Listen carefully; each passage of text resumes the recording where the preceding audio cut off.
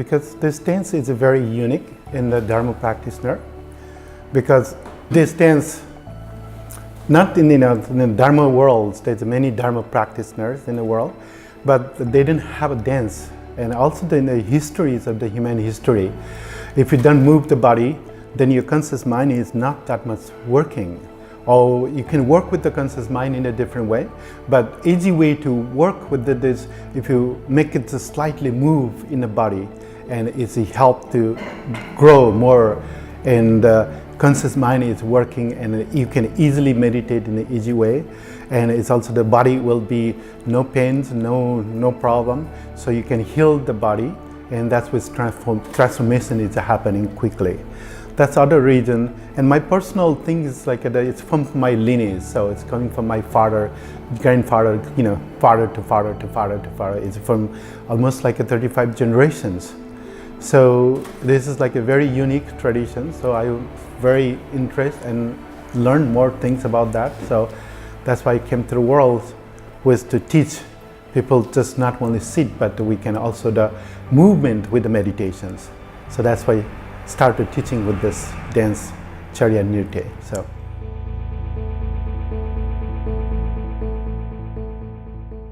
yeah, this dance is like for dancing and singing is everybody's.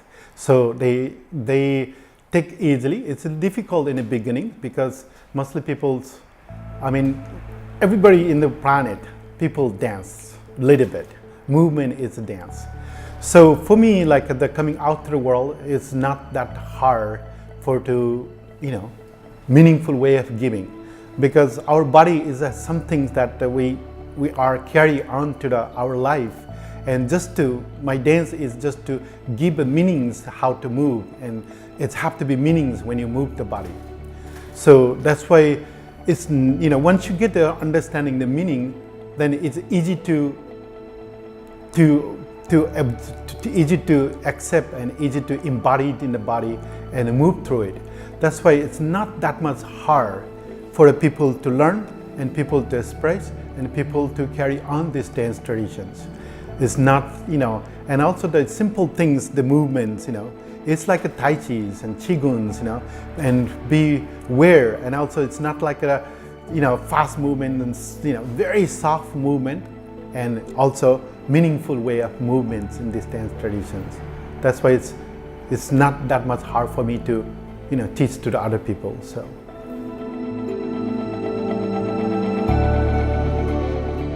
without meditations, there's no dance. Also, I have to make it clear that way. My dance tradition is not like just everybody think that dance means the movement, dance means the body and move. But this dance particularly is coming from the sadhana or coming from the meditation. So idea about a dance is like when you do visualization, when you do concentrate with the mind, when you do movement through with the reciting the mantras and chanting and understanding that the mantras and chanting, it's a help to understanding more body moving. That's what we call a dance. That's why in the Charya Nritya means dance as a spiritual discipline. That means.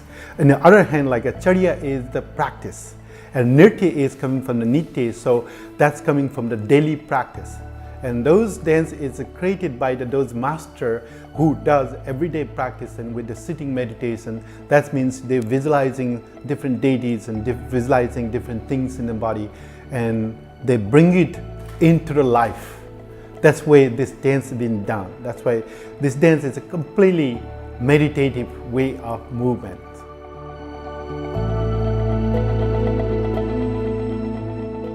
We're very unique, and also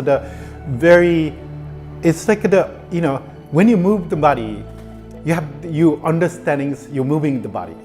So we're not just like my body is moved with this way without pay attention to what I'm doing. So when you start to pay attention to what you're doing, it becomes a samatha.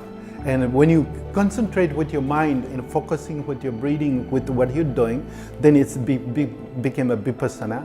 When you are the chantings and praise go along with this song became a mantras. And then when you move with this mantras and transform your body into basically it's about the deities, That means like the divine energy, we bring it into the body. So it's bring you to the harmony, loving kindness, and generate the happiness to the others. So that's why in this dance tradition is the way of like every little movement is the meditations. So that's what, it's complete awareness meditations, and it's make you transform into body, into they call enlightened qualities. We bring it into the dance.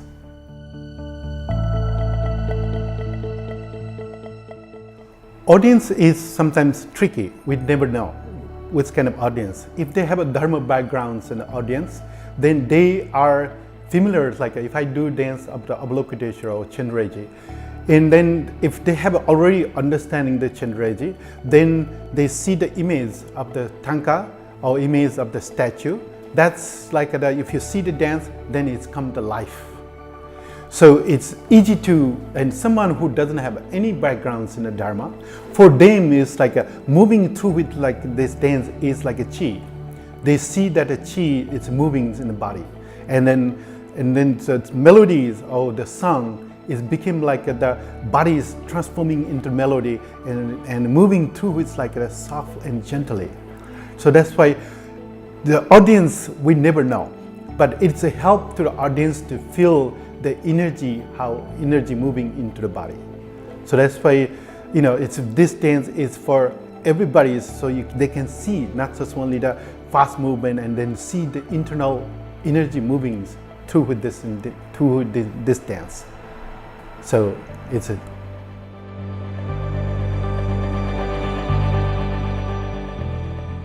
for me, like it doesn't need to be Vajrayana practitioner for this dance to learn. It's the basic dance. We have the kind of syllables we created that way. First things you learn little exercise to move the bodies, move the gesture, and then you learn about the meaning of the gesture. Each finger have its different meaning, so we transform then how the meanings goes to the body. It's also like acupuncture, like at a point that is you learn something. So once you get the understanding of the body, the connected with the gestures into the body, then people start to understanding this body. This doesn't need to be Vajrayana practitioner, doesn't need to be any Dharma practitioner to learn this dance, because we learning about inner part of the body. Because we have so many things in the body, we're not conscious with this. Like the nails grow here, hair grow there, all different part.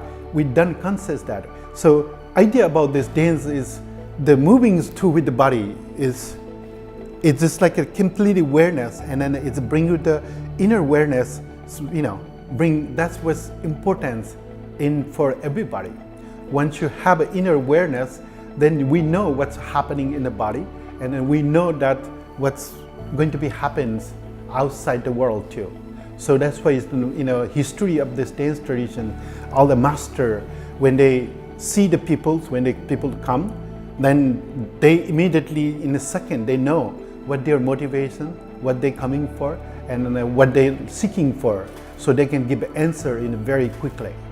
That's why this dance is not just necessary for the Vajrayana practice or Mahayana practice, but in the Dharma world, you need to have a Sravakayana and a little bit understanding in the disciplines, understandings in the praise and chant, and then you go into the harmonies and love and kindness. Then also you need to have a groundings, profound tradition.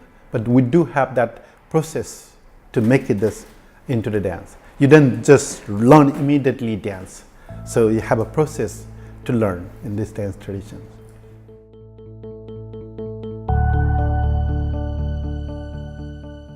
Yeah, lots of students have a different way. Some students, like when I saw the dance movement, they cry. I know where this cry came from, like, oh, such a beautiful, this is like, oh, and like having in my class is like they feel like a lot of energetically inner part of the body is awakening, because this dance is completely healing. Not only healings in the physical body, it's like a mental healing as well. Because creating this, having this dance is like we call that the divine energy to discovering your own self and getting out to help to the others. That's why the audience, the students, once they took a class, they want to do it more and more. But problem is there, I'm only one person. We didn't have that much teachers around the world. So to keep continuous that way, I have a little problem with to keep continuous for people to practicing. But here in Hong Kong, we have a few students who is very dedicated for this practice. So, and also same way in Japan, the few students really want to continuous practice. So they, embrace and they continues to practice. Now I'm not that much into the modern world with the technologies, like the Skyping, Now I just feel like I need to do. It's more into Skype, more into, because I travel a lot, so I never been in one place. It's very difficult to continuous practice. So I'm going to do with the Skype and connecting with everyone's in Skype. That's what I'm planning to do in future. So.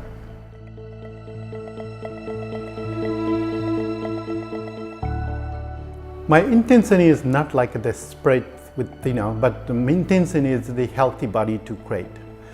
Because, sometimes in the Dharma, if you sit there, people have a knee problem, people have a body problem, people have all different problems.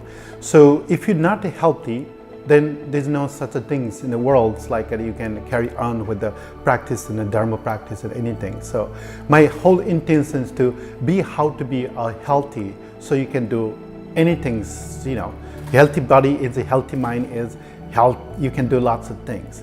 So support to the Dharma world with the healthy body, and that's my intentions. I don't want to be popular. I don't want to be, My intention is to sit and meditate and understanding the physical body and heals within own self, or heal. I'm teaching about how to heal their own body with the dance and meditation. So.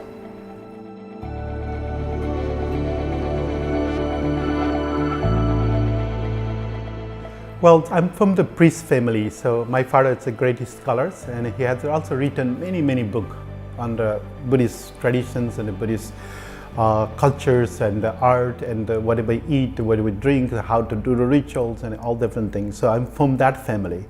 So for me, going to America, it's a little challenging in the beginning, because my Newar Buddhist is not known outside the world. So nobody knows about the Newar Buddhism, and so it's very challenging. But when I go into America, people were like, wow, this is also a different way of a Buddhist practice. That's a movement and dance and singing and all. And then among that, there's also lots of rituals involved with this. So people are very different way of looking at the Buddhism. So I say that the Buddhism, that's why the Buddha taught for 84,000 sutras in many different ways. This is one of the sutras people use into doing rituals, doing movement. This is all the meditation. This is part of the meditation. So when I moved into America, it's a little challenging in the beginning, but I found that someone who's a donor for this, and then I saw that the Newar Buddhism is going down and down. It's not being popular anymore, and people in Nepal, there's all the different religions. They didn't care about the Buddhism. So it's just sad to see Newar Buddhism is going down and down, because we have a history back in thousands of years, but now it doesn't revive.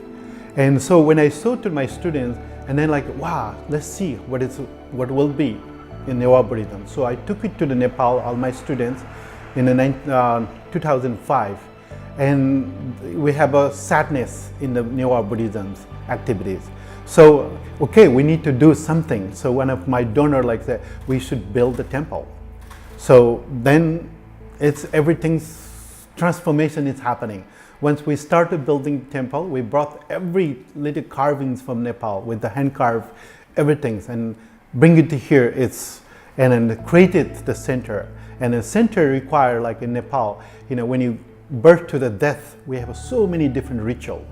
So this is a harmonious way of rituals to create.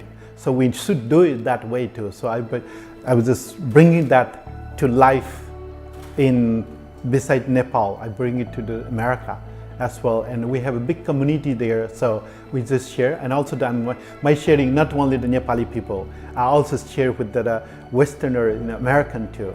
We just recently did that old age rituals and young age rituals and birth rituals and death rituals, and so this I just carry on to continue the Newar Buddhist traditions in America.